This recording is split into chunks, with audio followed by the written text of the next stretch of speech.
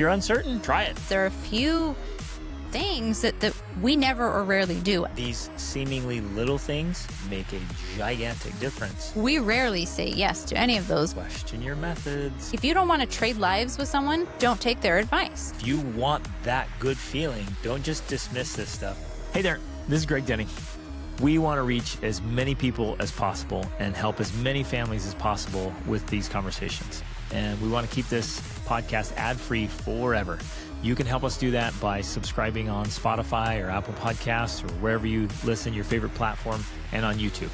And leave a quick review and share your favorite episodes with friends and family. It makes a big difference. Thank you for being a part of this very important movement. Ladies and gentlemen, welcome to the Extraordinary Family Life Podcast. We're your hosts, Greg and Rachel Denny. Do you feel good in your own home? In your own family? Does it feel fantastic? Like this is your refuge. This is your place. No matter what's going on in the world, you're like, I feel good in my own home. Yeah, with my own family. From our experience of coaching so many people, working with people across the planet, that's rare. Yeah. So many people don't even feel good in their own families. And so as we talked about this several weeks ago, we're just like, what are the things that we never do?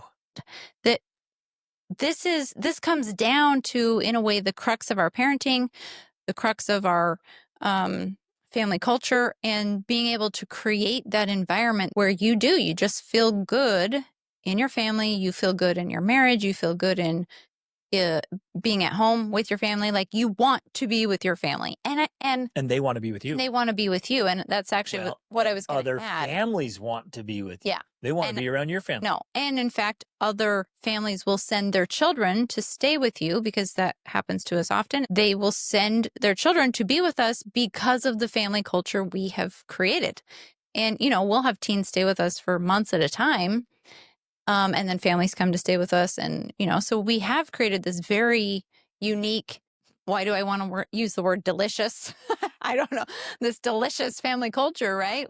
Because it tastes good. Yeah, it does, I guess, where people want to be a part of it. And so I think part of what we want to talk through today is like, what are some of the key pieces of that? Like, how have we been able to do that? And we realize there are a few things that we never or rarely do. And that is at least a major ingredient, if not a foundational piece to being able to create this type of culture. Never emulate or take advice from someone whose life you would not want to trade with. Like if you don't want to trade lives with someone, don't take their advice. And so ultimately... Or have the results they have, right? Right. That's the idea behind that. So ultimately, I think the proof here to what we're talking about is that it works, and it doesn't just work because of we say so, but because, like we said, all these families that come, they're like, okay, it's real. It's legit. They spend months with us. They see us interacting every single day. We're not hiding things in the closet, of like, oh, don't let them know about this. We're just open and honest with our real life. And they see that, and they see that the results are, they taste good. They're delicious. They're desirable, right?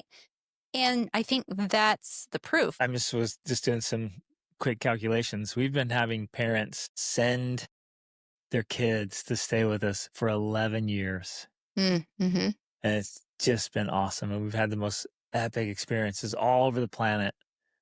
And it's a beautiful thing. And that's why, because we've firmly established high standards and a family culture that is just fun and exciting and wonderful and produces fantastic results. So let's go through this list. Before we get into it, though, I just want to throw this out there.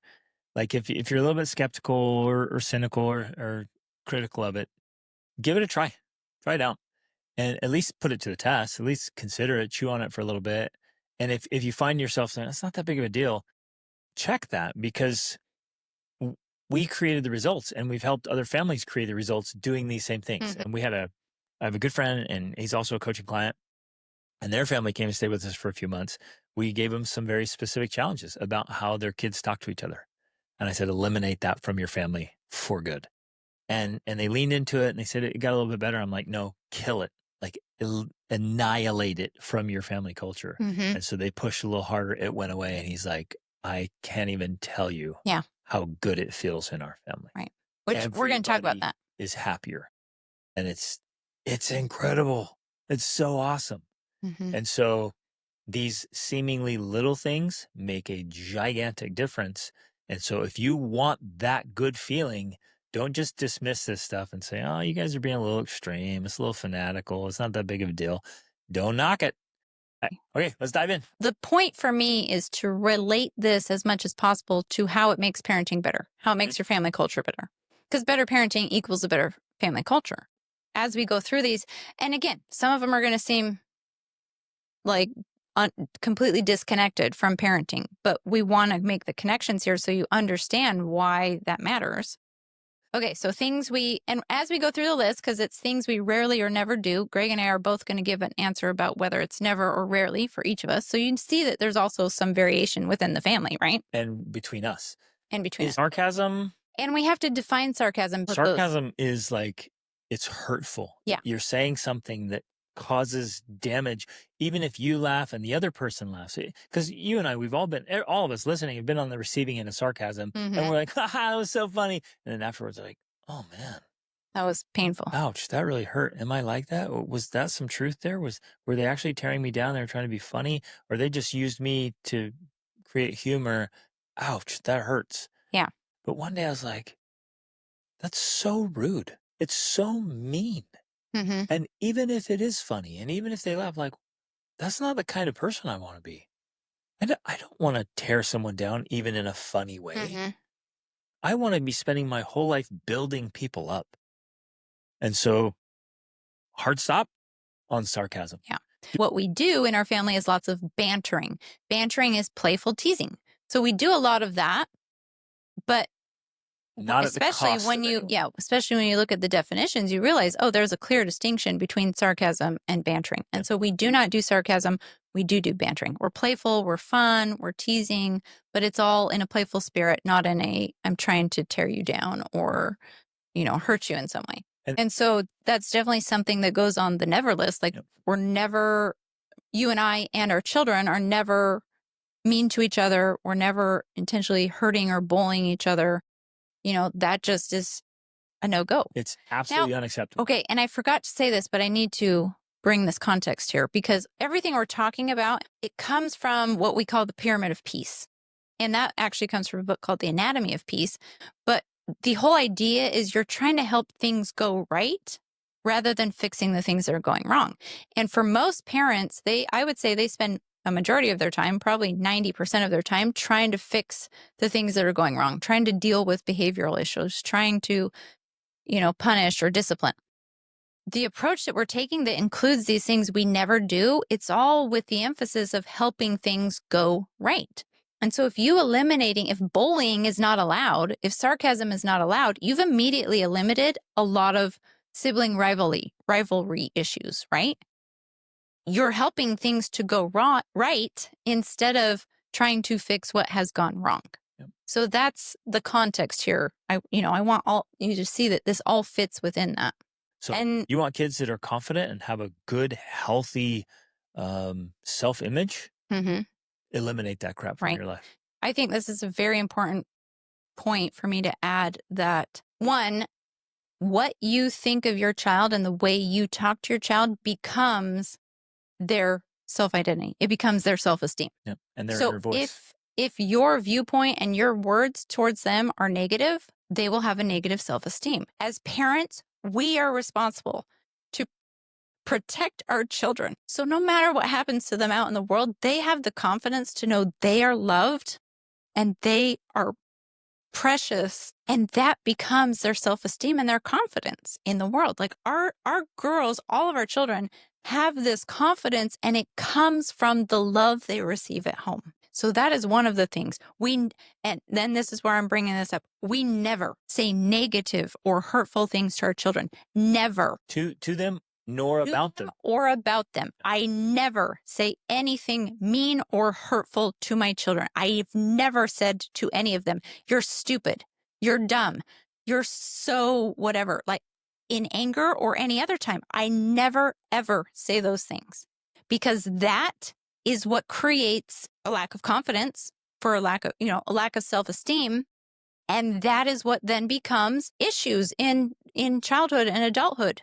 Like that is where the issues stem. because we never say mean and hurtful things to them, when we do discipline them or say honest things to them, they know it comes from a place of love, not because we think ill of them, right?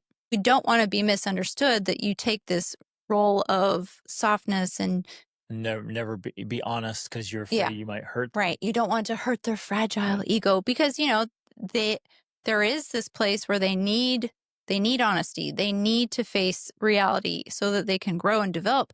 But the thing is, I think most important is they're going to get plenty of that in the world. What they need most from their parents is love and support. Because then they get the solid foundation Exactly. and they're strong. Yeah. So then when and this is the argument that critics will say is like, you got to toughen up our kids because the world's going to be hard.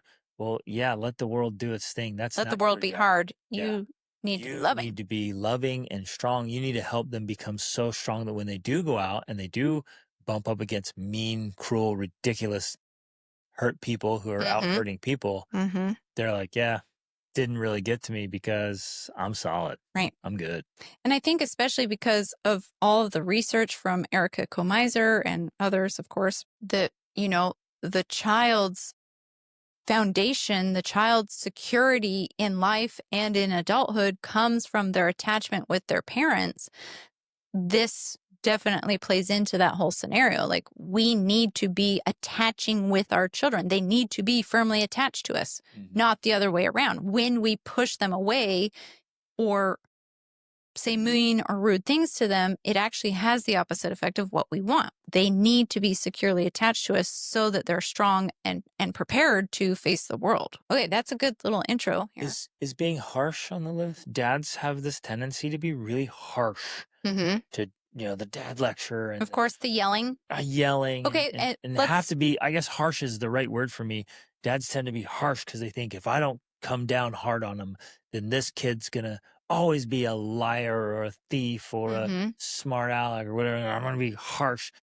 That harshness actually damages them and it creates the opposite result. It can actually cause or contribute to them doing more of the thing you don't want them to do. Or some variation of it down the road because we're just wrecking their identity and their attachment to us. Yeah. So what made me think of it is the harshness creates distance and frigidity.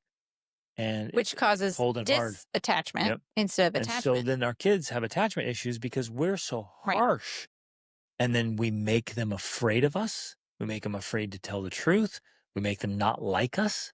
And so we create all this distance when in reality we're hoping that they'll stay close to us, they'll come to us for advice, that they'll listen to our counsel. We're actually producing the very thing, the very thing we don't want. Right. All of us and all of our children have in some level, some sort of attachment disorder. That's what causes our issues, right? And it stems from a lack of attachment to parents. So when our children do something and they misbehave, whether that's lying or acting out or violence or fighting or, fill in the blank, it stems from an attachment disorder. Something is wrong where they don't feel fully attached to their parents, the most important people in their life, and as a result, they act out. So when we then do something, being harsh, yelling, timeouts, pushing, all of those things are pushing them away more. And then that exacerbates the problem because that was the reason they were doing it in the first place. So then if we do the opposite, which I guess let's add this to the list, this is one of the things we never do. We rarely yell because I do believe there is a time for appropriate yelling. Controlled yelling, intentional yelling. There's a place for that. It's probably more you than me. Honestly. Right. That is probably more. But I've seen it occasionally from you over 2 decades, right? When necessary.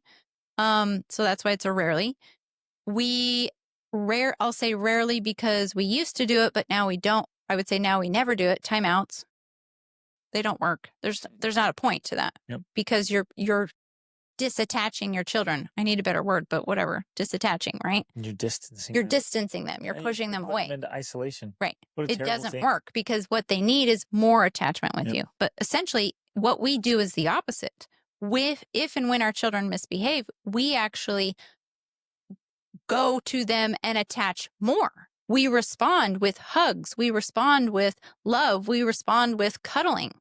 Because that builds the attachment. And when the attachment is strong, they don't have a reason to misbehave. The criticism of that I always hear is like, well, they don't deserve Right. love and I'm not going to attention right now. reward them. Yeah, I'm not rewarding them for that behavior. And, That's actually again, the exact opposite of the truth. I go back to what I was saying earlier on. I was like, question your methods. Be willing to think differently about this. Be willing to get a different result by having a different method. Lean in with love. Right. Because we just are constantly thinking they need to be punished. They need a consequence. And that consequence is I'm withdrawing my love from them. Yes. Like, man, that creates a bigger problem. Again, like we said earlier, repeated thousands of times over 20 years, you're going to create a massive attachment and love and identity issue that's going to wreak havoc on your children's life. Exactly. Okay. Let's actually get to the list. What's on the list? And now these might seem a little silly at first here. One of the things we never or rarely do, sit on phones and play games. For me, that's actually a rarely.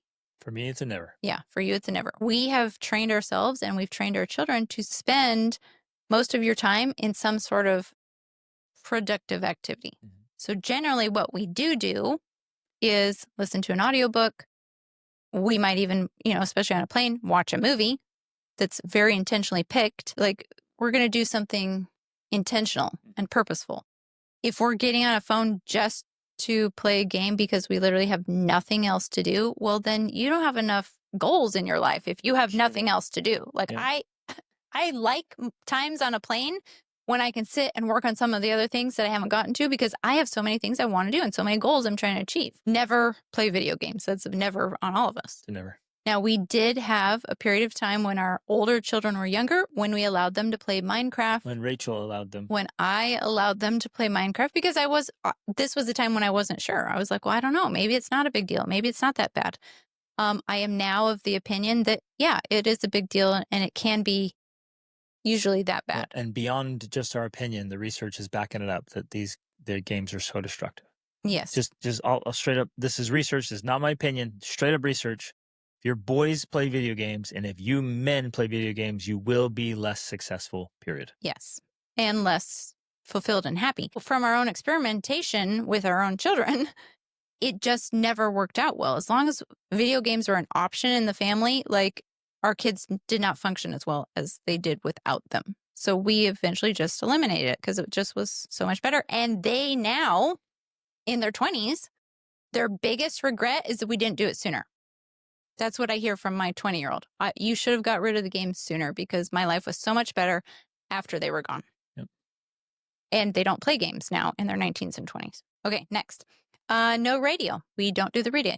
The reason we don't do radio is because when somebody opens their mouth on the radio, it's rarely worth you hearing. and we got this from Brian Tracy. He's like, stop.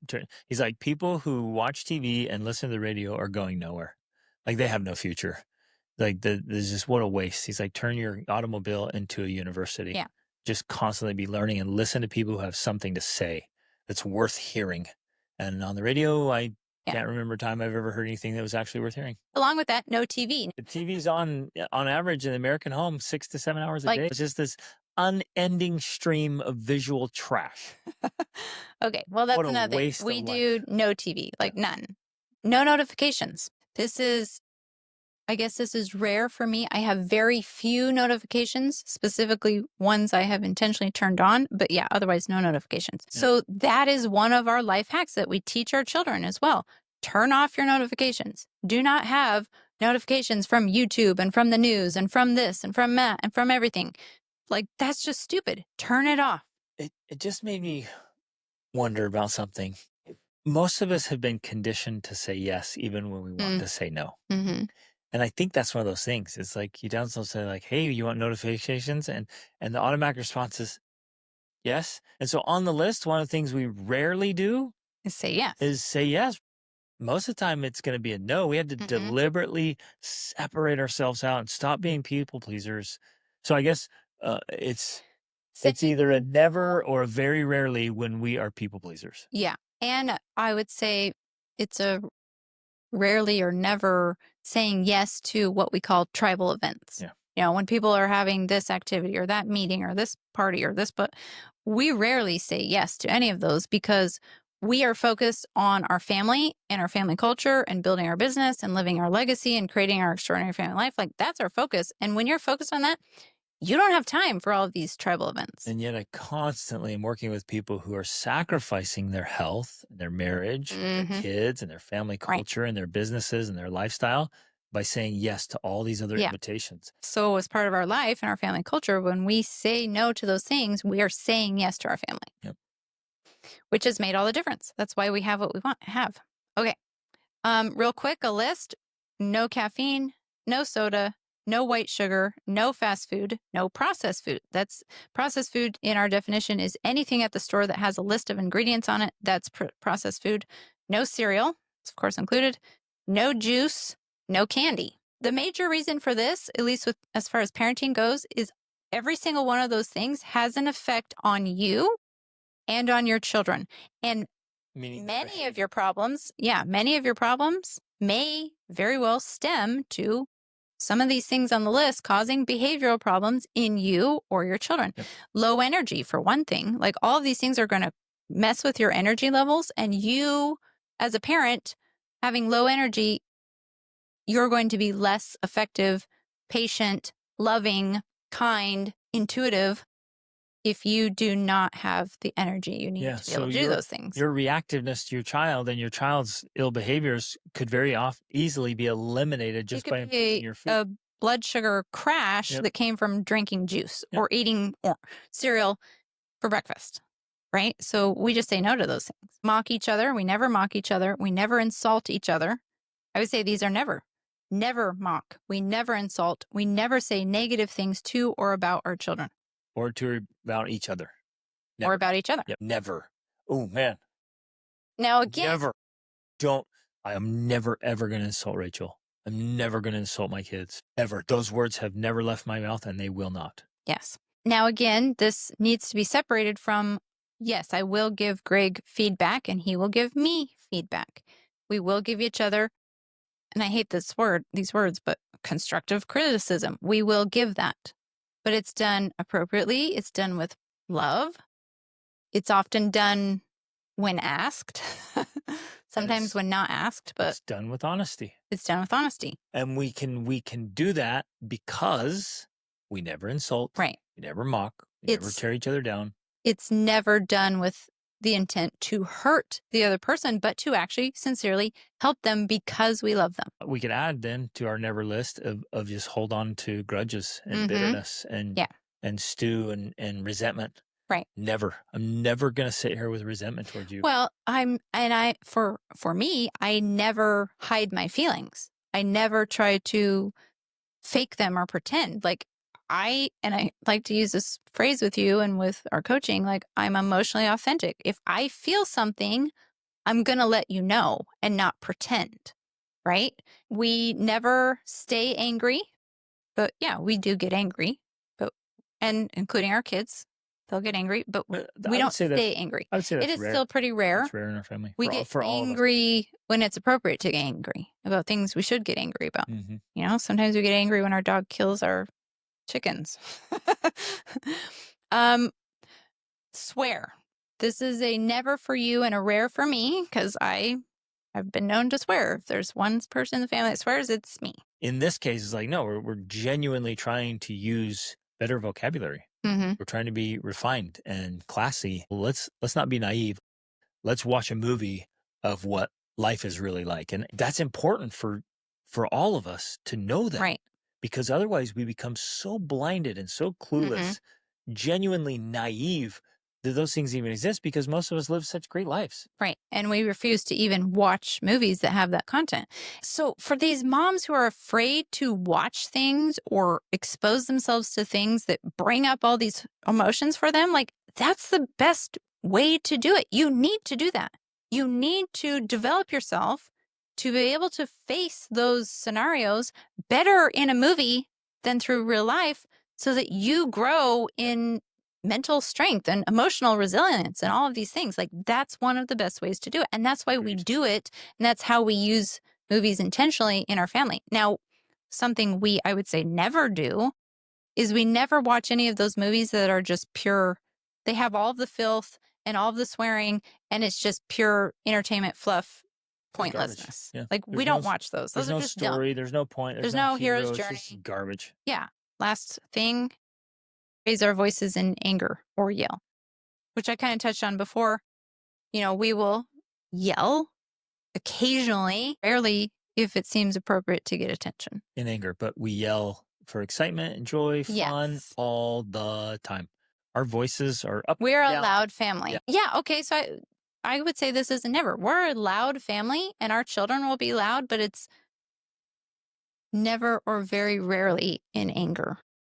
It's often in excitement or to get attention because everyone else is talking and you can't hear me. Yeah, but with it's 7 children, that's 9 of us, and it's and we extremely rare when anyone gets loud with anger. Love it. There's a list. It's not comprehensive, but hopefully it's helpful. And if you have questions, if you're like, well, what about this? Do you ever do that? Do you ever do that? We would love to hear those because we can't think of everything. And I guess the invitation here is like this stuff just has worked. It works for us. It has massively worked for us. We have such an amazing family dynamic and so much love and joy, and the feeling in our home and our family is phenomenal. We all love it. It's just a great way to do life. So hopefully this list at least sparks some things for you, things to consider, and maybe some things to adopt here and say, you know what? Yeah, let's give that a try. Test it out. If you're uncertain, try it. Well, I want to add one more that I just thought of because I think that this is also very important and very key. And that is that we never allow problems to grow into bigger problems. Like, we focus on fixing the problems when they are baby dragons rather than when they become big, nasty monsters. So, and that's in some ways the whole point of this list. These are addressing baby dragons. If we can focus on these things and we're killing these problems while they're small, they don't grow into massive behavioral issues or attachment disorders or divorce. All major problems that families face start as very minor problems. Yep. There's no exception there. So if you can learn to address the minor problems, which are things like no sarcasm, one we didn't even put on the list, no hitting. Like, that has never been allowed. There is no hitting in our family out of anger. Yeah, we have never allowed our children to hit out of anger or frustration. Like, that's just not allowed at all. And so that right there solves so many other problems because we don't have these fights going on. We don't have this ugly sibling rivalry because hitting's not allowed, yelling in anger is not allowed, and insulting name calling is not allowed. But what we do, because again, we're not teaching our children that don't address problems and pretend everything's okay. That's not what we're doing either. We're giving them tools to appropriately deal with those issues that are real. Yeah, right? It's important to point out that none of this is masked. There's no masks. There's no facades. There's no pretense. Like, everyone in the family's pretending to not be upset. It's like, no, we're all genuine, open, authentic. We've just created an environment where it's actually really easy to just enjoy life, be happy, and be in love with each other. It's amazing. Rachel and I live for this, you guys. We live for this so that you can have that too. And we're not superheroes. We just are very strategic. And so we're not unicorns. Things so that, and proving that others can do it too. And then we help our coaching clients do it. And the people who buy our courses, this is what our courses do. And they teach you how to do it so that you can have the family life that you just absolutely love waking up to. And that other people come over like, I love coming over to your house. I love being around you guys. And how did you do this? I want what you have. That's what we're teaching you how to do. And what's so important and amazing about this is you can get it a lot quicker and easier than you might think just by having the tools and strategies. And that's why we create our courses. That's why we do our coaching, because we're taking all these things that we enjoy so much. And then we get to hear from all you wonderful people. It's like, oh, I'm struggling with this, and this is so painful, and this is so hard, and it's so frustrating. Well, yeah, try this, do this. Here's the tool. We're compiling all of that to help you get it quicker and easier than you think. You can create massive transformations. And right now in my mind, I'm thinking through all these families we've already helped. They created like monumental shifts in their family dynamic and culture, like change the feeling like that. Okay, love you guys. Thanks for listening. Have an absolutely fantastic day and rest of the week. And as always, reach upward.